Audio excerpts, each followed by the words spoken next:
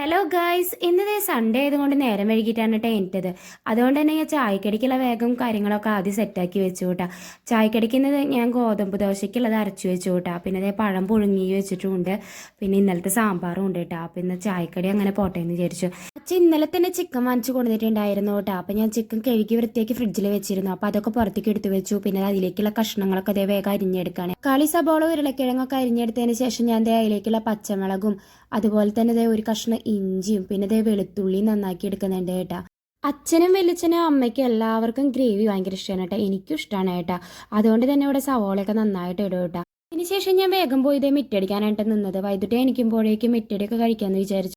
പിന്നെ ദേ ഉപ്പേരിക്കായിട്ട് ബീൻസും അതുപോലെ തന്നെ ക്യാരറ്റും ഇന്നലെ തന്നെ അരിഞ്ഞ് ഫ്രിഡ്ജിൽ വെച്ചിരുന്നു കേട്ടാ. അതേ കയ്യോടക്കനെ കഴുകി ഞാൻ ദേ വാറ്റാൻ വെച്ചിട്ടുണ്ട് കേട്ടാ. പിന്നെ ദേ കുക്കറിൽ വേഗം ഒരു വിസിലടിക്കാന്ന് വിചാരിച്ചു കേട്ടാ. അപ്പം അരിഞ്ഞ് വെച്ചിട്ടുള്ള ആ കഷ്ണമൊക്കെ അതിലേക്ക് ഇട്ട് കൊടുക്കുന്നുണ്ട് കേട്ടോ. അതോടൊപ്പം തന്നെ മഞ്ഞപ്പൊടിയും ഉപ്പും ആവശ്യത്തിനുള്ള വെള്ളം ഒഴിച്ച് സ്റ്റൗവിലേക്ക് വെച്ച് കൊടുത്തിട്ടുണ്ട് കേട്ടാ.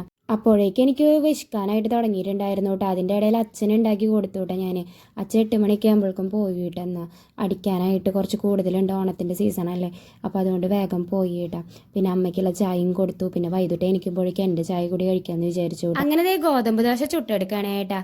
ഞാനിവിടെ നാളികേരമൊക്കെ ഇട്ടിട്ടുണ്ട് കേട്ടോ ഗോതമ്പ് ദോശ ഉണ്ടാക്കുക. അതിവിടെ എല്ലാവർക്കും ഇഷ്ടമാണ് കേട്ടാ. പിന്നെ അതൊക്കെ ആയപ്പോൾ ഞാൻ കറിയൊക്കെ എടുത്തത് കഴിക്കാനായിട്ട് ഇരുന്നു കേട്ടാ. ചായ ഒന്നും ഉണ്ടാക്കിയിട്ടില്ല കേട്ടാ. ചായക്ക് പകരം വെള്ളമാണ് കേട്ടാ കുടിക്കാറ് ഞാൻ. ചായ എനിക്ക് പൊതുവേ ഇഷ്ടമില്ല.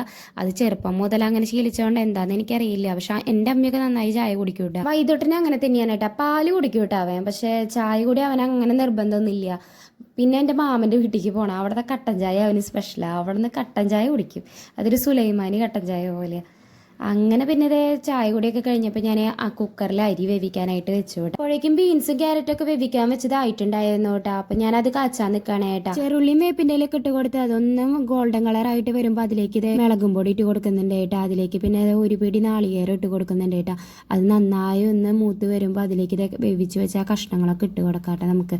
അപ്പോൾ അതൊന്ന് ഇളക്കി കൊടുത്ത് ഉപ്പൊക്കെ ഒന്ന് സെറ്റിലേ നോക്കാം കേട്ടോ. അത്ര ഉള്ളൂ കേട്ടോ. പിന്നെ അപ്പോഴേക്കും വൈകിട്ട് എനിക്ക് വന്നു കേട്ടോ. വൈകിട്ട് എനിക്ക് പറഞ്ഞ കുളിപ്പിക്കാനുള്ള തന്ത്രപ്പാടാണ് കേട്ടോ ഞാൻ.